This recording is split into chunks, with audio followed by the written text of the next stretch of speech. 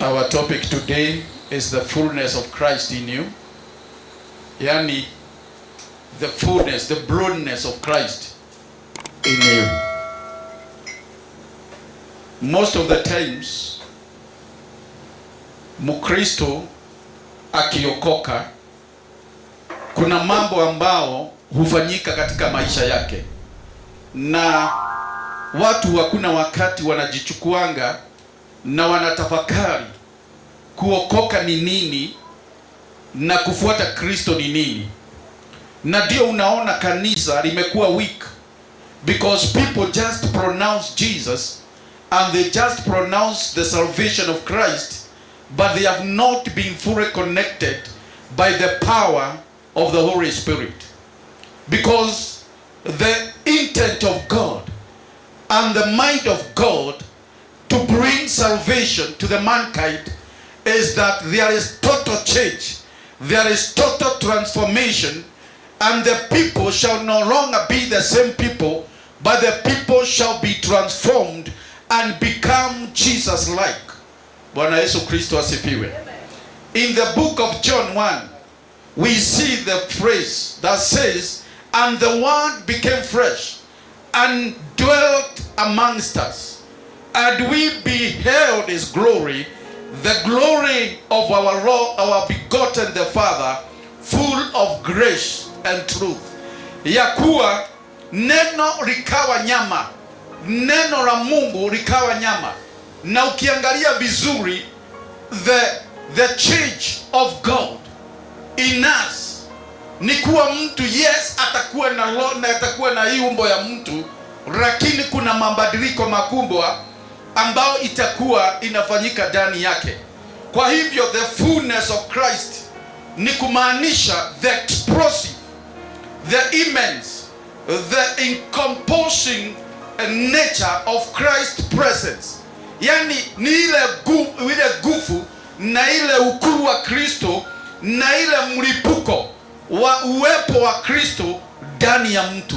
Bwana Yesu Kristo asifiwe. Na hii itakuwa na upendo na itakuwa na influence. There must be an influence of the power of Christ.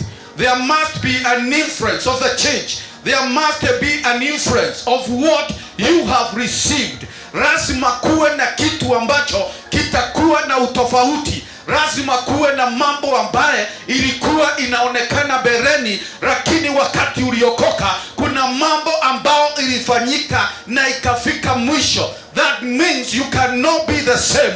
You cannot dwell in the past and you continue to say that you are born again. If you continue to live in the past, then it means you have no light in you.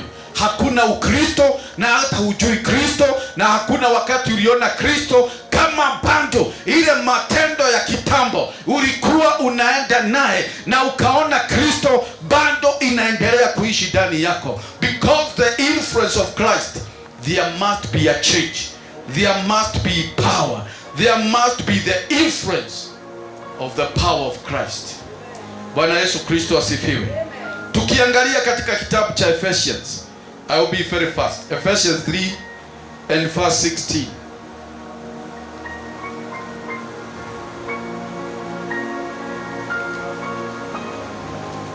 Hallelujah.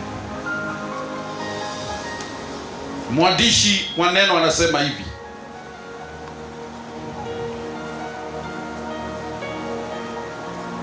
kiangalia kutoka kanisa start in verse 14. "For this reason I bowed now my knees to the Father of our Lord Jesus Christ, from whom the whole family in heaven and earth is named, that he would grant you, according to the riches of his glory, to be strengthened with might through his Spirit in the inner man."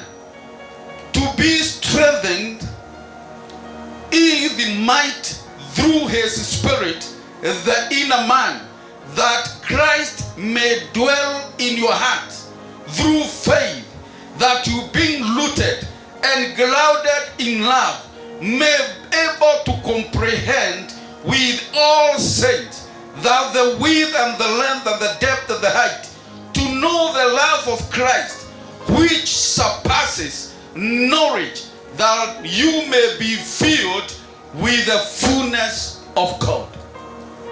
Hallelujah. Yani akaomba ya kuwa tukaweze kujua huyu Mungu na tukaweze kuwekwa nguvu katika mtu wa ndani. Mtu wa ndani si binadamu. Mtu wa ndani si kitu ambacho kinaoza. The inner man is a spirit. Bwana Yesu Kristo asifiwe. The inner man is a spirit, and the inner man may be dwelt by the power of God or may be dwelt by the power of evil. The inner man may produce righteousness, may produce the holiness, may produce the likeness of God, or may produce the wickedness, may produce the evil, may produce all kind of sins, because what controls the inner man is what determines what man is. Bwana Yesu Kristo asifiwe. Kiria kithinie waku mundu waku wa thinie nikyo kidetermine we mundu uriku. Kile ambacho kiko katika mtu wa ndani, because mtu wa ndani si huyu unaona. Mtu wa ndani ni roho, na roho lazima itawaliwe na roho ingine. Bwana Yesu Kristo asifiwe. Roho lazima itawaliwe na roho ingine, because roho inakuwa connected katika anga ya kiroho. Hallelujah. Mtu ameokoka anakuanga ameconnectiwa na anga ingine. Mtu ambaye hajaokoka anakuanga connected na anga ingine. Kwa hivyo kama ako na roho chafu, maroho ya kuzimu, maroho ya mapepo, maroho ya shetani, ndio inatawala huyo mtu. Lakini kama amebeba roho wa Mungu, the powers of the kingdom shall reign, shall have an influence in that person. Bwana Yesu Kristo asifiwe. Shall have an influence, shall have a dominion, shall have the power, shall have the control, shall subdue that person.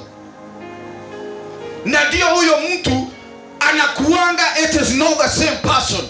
It is not the person that you used to know. It is not the person that you see him, because he is controlled by the power of God. Bwana Yesu Kristo asifiwe. And that is why in the book of Colossians, because Jesus was given by God, Yesu alipatiwana na Mungu. And that is why the world and the kingdom of heaven and the kingdom of darkness, they know the power of the Son of God. They know the power of the child of God. Now there is a lot of controversy.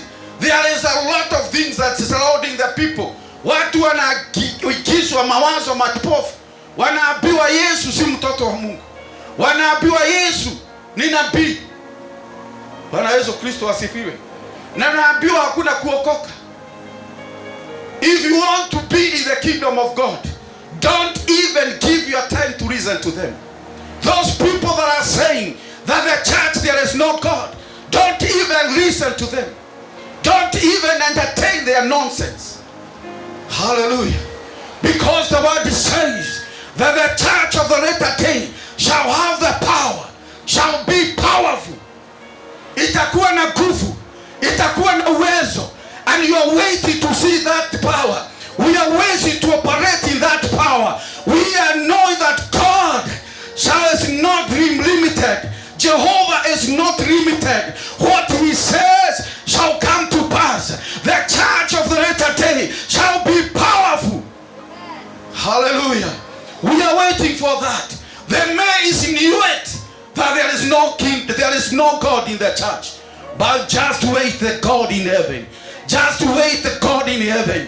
He is going to reveal himself. He is going to operate. He is going to work. He is going to do marvelous. He is going to walk with the people in the name of Jesus Christ. We are not about miracles. We are not about what is going to happen. But what we are looking unto is the power of God. In the name of Jesus, we look what Jesus said, that I'm building my church and the kingdom of hell will not comprehend it. Nitajenga Mungu, na ufalme wa kuzimu hautaweza kusimama, ufalme wa kuzimu hautaweza kuutingiza, katika jina la Yesu Kristo. We are waiting for that time, and the time is now. It is not about the mighty man, it is not about the ministers, it is about those people that are going to arrange themselves with the move of the power of the Holy Spirit. Hallelujah. Timautu mama leto manene, timautu mama leto domehete, lakini niene mego ikara, kulikane na kiugo kia Ngai, kulikane na Ngai yereda, asionea meko inainiathe, asionea meko inainia mafalme baba shaitani, venye wale tuwale ya Yesu, totiratera marabego ikeka, totiratera siama, because the word says that miracles and wonders shall follow. Hallelujah. It shall follow those that are in Christ Jesus.